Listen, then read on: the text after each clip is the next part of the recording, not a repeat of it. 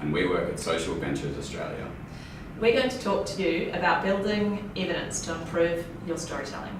We're going to talk you through why you should use evidence, what your starting point should be, and how to build evidence into your organisation.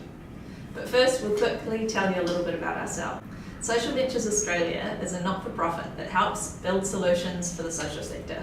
Our mission is to support the sector to achieve better outcomes for people and communities experiencing disadvantage.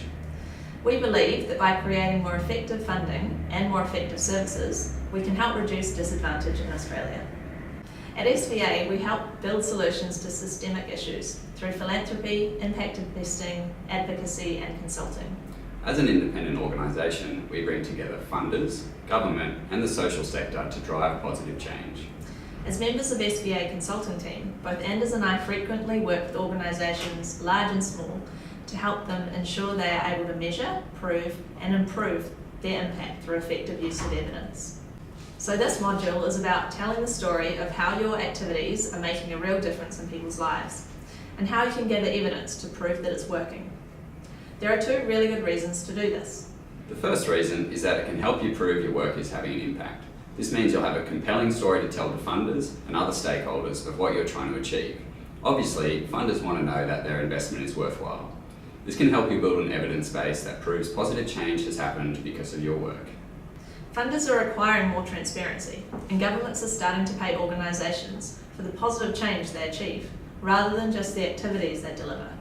So it's likely that sooner or later your organisation will be asked to prove that what you're really doing works. And secondly, and probably the more important reason, is that it can help you improve what you're doing. Having clarity around the positive change you're trying to achieve can help you test whether your activities are achieving your goal. Evidence can help you invest more time and effort into the parts of your work that are most effective. Building evidence of what works and why can also help you to find new ways of addressing challenging problems. For example, a women's refuge wanted to help women escape violence. They spoke to the women they were working with, and the women said the refuge was really helpful on the night that they wanted to be safe that night and the night they came to the refuge, but it wasn't helping them leave long term. So the refuge changed their services and implemented a text support service. This meant that on the night the women decided they were able to try and leave for good, they could text in and get support and referrals to help them find a safe place longer term, find a job, all the things that they needed to leave for good. The refuge stayed in touch with the women to see whether it was working, and the refuge can now hold on to that data and say that they are helping women leave violence for good. Okay, so the first thing you need to do to collect evidence is know about outcomes.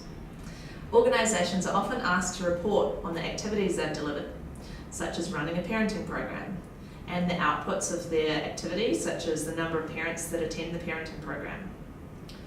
Organisations are now, though, being asked to report on the outcomes, so the change that they're having for people. What difference are their activities making in people's lives? And what is the lasting impact of those activities? Those things are the outcomes. Organisations are being asked to describe, measure and report on outcomes, rather than just activities and outputs. So outcomes are the things that change for people because of an activity or an action. When we measure outcomes rather than the outputs, we're able to see real and tangible difference that we're making in people's lives. For example, the parents are more confident in their parenting, the parents are using the new skills they've got with their children, and the children's cognitive development is enhanced. So here are some examples of the difference between activities and outcomes. An activity might be running a doctor's surgery, but the outcome we really want to see is that people are well. An activity might be running a gym, and the outcome is that people lose weight. So now we'll talk about how you can do outcomes management. It's important to capture in one place the change you want to see for people and your theory of how activities are leading to that change.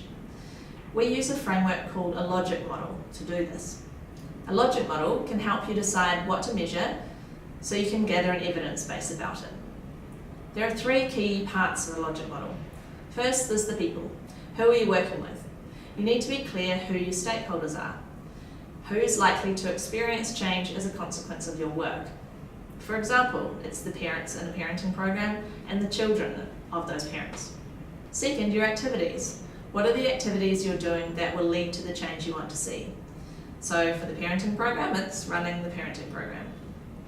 And third, your outcomes. This is the harder part. Deciding on your outcomes can be challenging. So we'll talk you through a quick guide on how to run a workshop to identify your priority outcomes. Okay, so to run a logic model workshop, first talk to stakeholders. Talk to program staff, talk to people, beneficiaries of your program. You're trying to understand what the issue is and what changes for people as a consequence of your activities. So you're trying to identify your outcomes. Second, form a working group. Get together those people that have spoken to stakeholders. Get your program staff, you might have your exec team, get a range of people in the room. Third, write down all of the outcomes that might happen because of your activity. Write down all the outcomes you heard when you spoke to stakeholders. Draw on what staff have told you, draw on evidence from activities run elsewhere. Include the long-term changes you hope to see as a consequence of your activities, but also the short-term things that you might see more quickly. The outcomes should be as specific as possible. They'll form the basis of what you'll measure. So outcomes might start with words like improve, decrease, develop, expand, or increase. Fourth, arrange all of the post-it notes on a big table or a wall. Try and group them. Put them in the order that they will happen for people. So identify which of those outcomes are short-term, which ones are medium-term, and which ones are long-term outcomes. You can move the post-it notes around, put them into groupings of short, medium, long-term clusters. Try and identify sort of trends. Okay, so the fifth thing to do is to draw out links between the changes. Those links can indicate when one change leads to another. You can use a pen, draw arrows. It can get messy at this point, don't worry. Challenge the logic.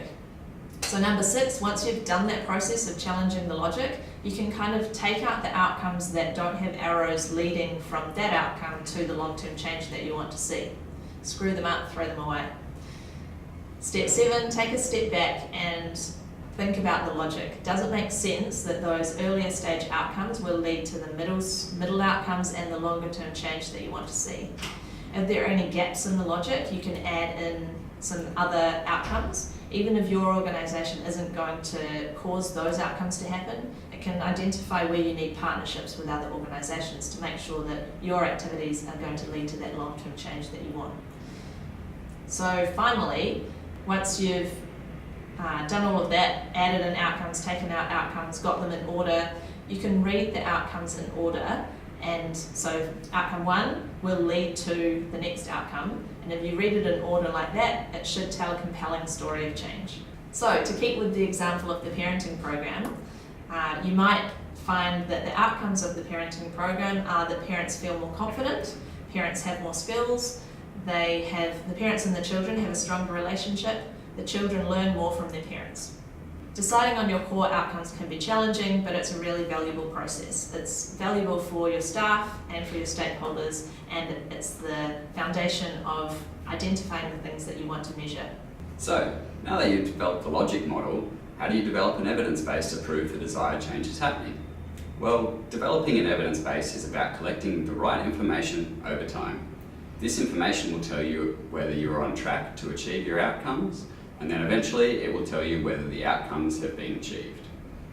You may be able to collect information you are already using, and you may not have to collect a lot of new information. The important thing is to collect information that relates to the change that you want to see. Step 1 in developing an evidence base is to decide what data to collect. You can do this using your logic model. Firstly, when you decide what data to collect, you'll need to decide on which outcomes to measure. Depending on the resources you have available, you may want to only select a handful of outcomes. These become your priority outcomes or your core outcomes. It's a good idea to pick a mixture of short, medium, and long-term outcomes to test outcomes at each stage. The primary focus of any measurement should be learning for the sake of improving. Keeping this in mind can help you to measure the right things so that you can learn what works and improve the effectiveness of your program. Once you've decided which outcomes to measure, you'll need to decide on what indicators to use. An indicator is a clue that a change has happened or will happen. Think of a petrol gauge on a car. If the petrol gauge is on full, It is a strong suggestion that the petrol tank is full.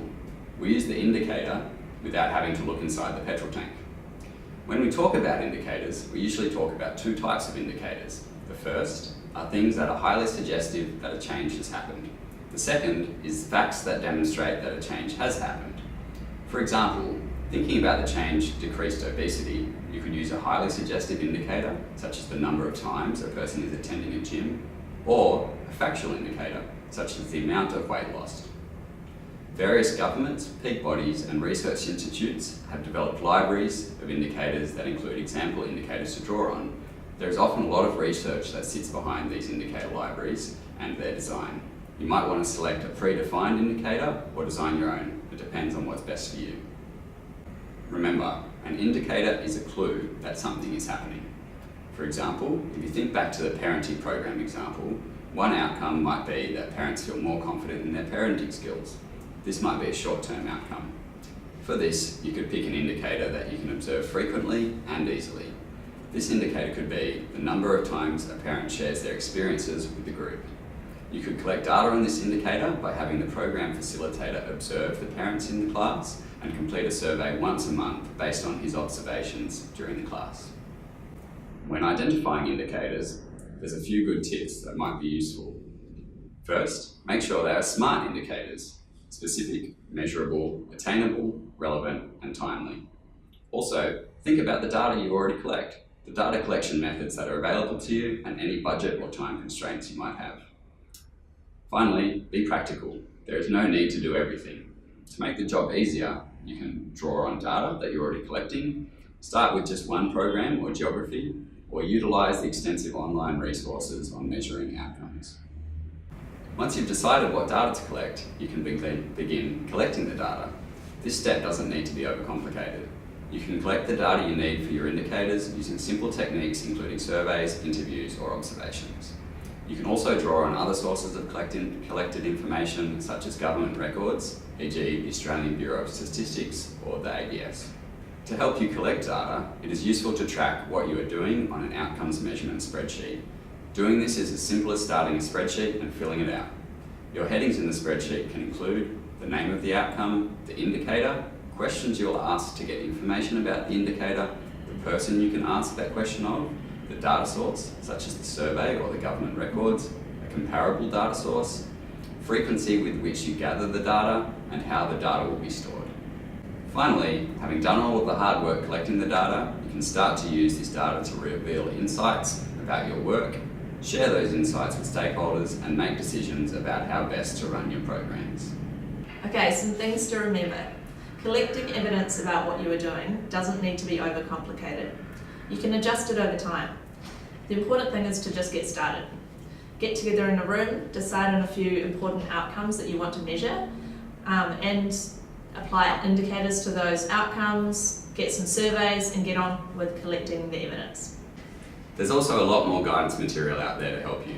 We've published an SVA outcomes guide, and there's lots of other links and material you can look up on the internet. So good luck!